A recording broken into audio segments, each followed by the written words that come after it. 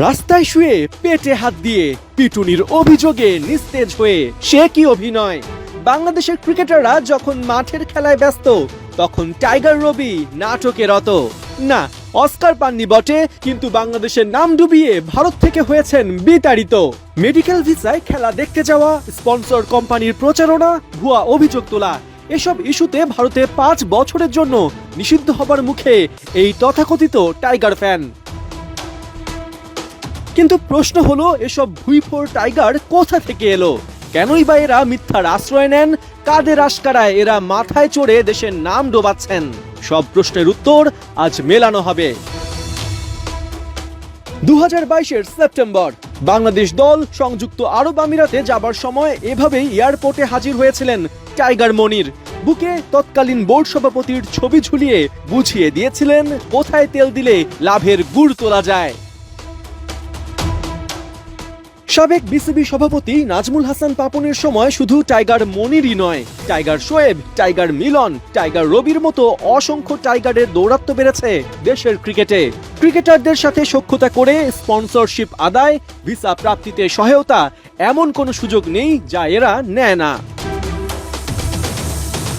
ফলশ্রুতিতে দেশের বাইরে জাতীয় দলের সফরে এসব তথাকথিত টাইগার ফ্যানকে দেখা যায় অহরহ, যেখানে প্রায় ট্যুরেই তারা অভিযোগ তোলেন প্রতিপক্ষ দলের সমর্থকরা তাদের লাঞ্ছিত করেছেন, গালাগাল করেছেন, বাংলাদেশকে অপমান করেছেন, নয়তো লাল সবুজের পতাকাকে অবমাননা করেছেন।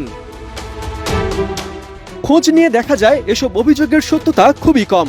মূলত সাধারণ মানুষের আবেগকে পুঁজি করে আলোচনায় থাকতেই তাদের এসব কর্মকাণ্ড, যার ফলে বুকে লাগানো স্পন্সর কোম্পানির প্রচারণা সহজেই হয়ে যায়। প্রায় দেখা যায় বিভিন্ন মিডিয়া হাউস, কর্পোরেট সংস্থা কিংবা ডিজিটাল ব্যাংকিং প্রতিষ্ঠান এদের স্পন্সর করে থাকে, কিন্তু পরবর্তীতে এদের কর্মকাণ্ডের কোনো মূল্যায়নই করে না, যার ফলে এদের গুজবের কারবারও চলে বহাল তবিয়তে, সাথে ছড়ায় প্রতিপক্ষ দেশ নিয়ে নেতিবাচকতা। অথচ আইকনিক ফ্যান হিসেবে বিশ্বে অনেকেই নিজের দলকে সম্মানের সাথে উপস্থাপন করেন, নিজেদের ভালোবাসার বহিঃপ্রকাশ ঘটান।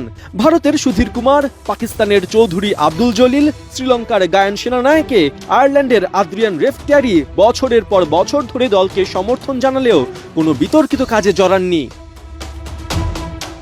ক্রিকেট অঙ্গনে তাই প্রশ্ন উঠেছে, এসব তথাকথিত টাইগারের দৌরাত্ম্য বন্ধে বিসিবি কেন পদক্ষেপ নিচ্ছে না?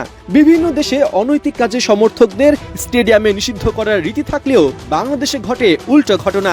এখানে বিতর্কিত গুজব সৃষ্টিকারী এসব টাইগাররা পেয়ে থাকেন ক্রিকেটারদের আনুকূল্য। পার্থ বণিক, ৭১।